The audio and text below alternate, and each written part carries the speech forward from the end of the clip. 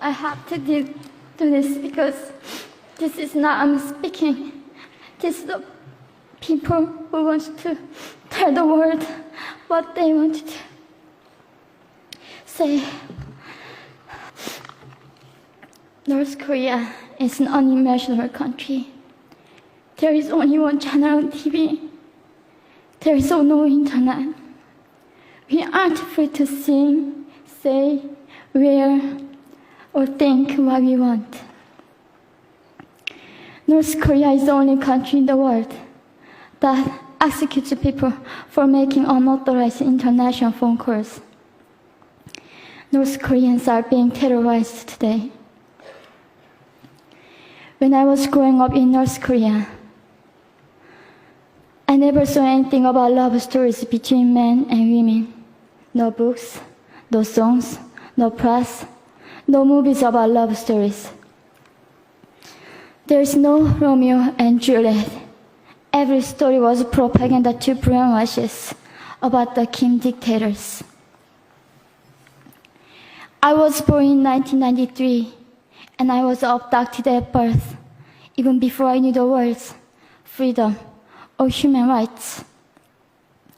North Koreans are desperately seeking and dying for freedom at this moment.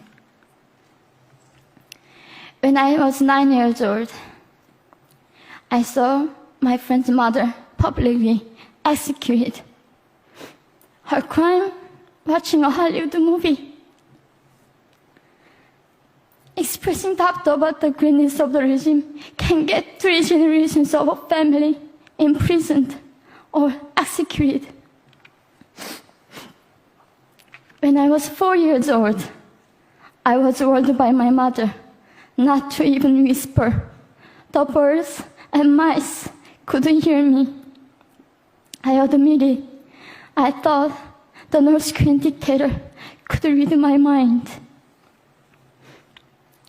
My father died in China after we escaped North Korea. And I had to bury him at 3 a.m. in secret. I was 14 years old. I couldn't even cry. I was afraid to be sent back to North Korea. The day I escaped North Korea, I saw my mother raped. The rapist was a Chinese broker. He targeted me. I was 13 years old.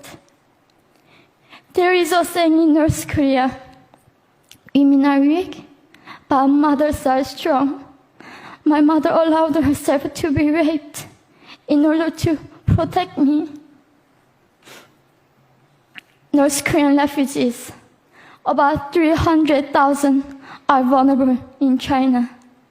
70% of North Korean and teenage girls are being victimized, sometimes sold for as little as $200.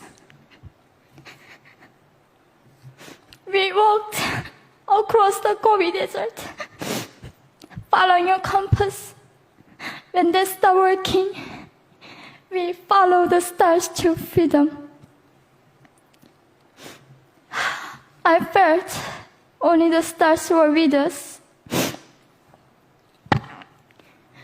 Mongolia was our freedom moment. Death or dignity.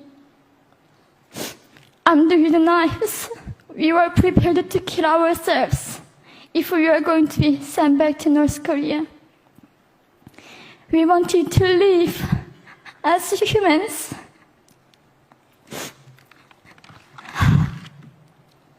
People often ask me, how can we help North Koreans? There are many ways, but I would like to mention 3 for now. 1, educate yourself so you can raise awareness about human crisis in North Korea. 2, help and support North Korean refugees who are trying to escape to freedom. 3, petition China's stop repatriation. We have to shed light on the darkest place in the world. It isn't just North Korean human rights. It's our rights that North Korean dictators have violated for 7 decades. We need governments all around the world to put more pressure on China to stop repatriation. In particular, Chinese delegates of One Young World can play a part by speaking up.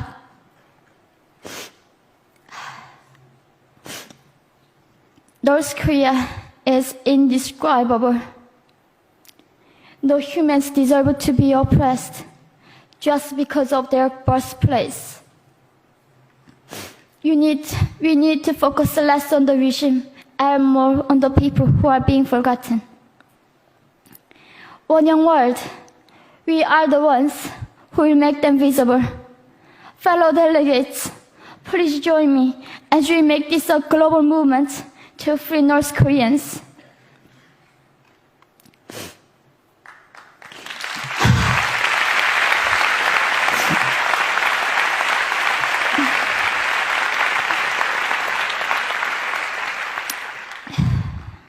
When I was crossing the Gobi Desert, scared of dying, I thought nobody in this world cared. It seemed that only the stars were with me. But you have listened to my story. You have cared. Thank you very much.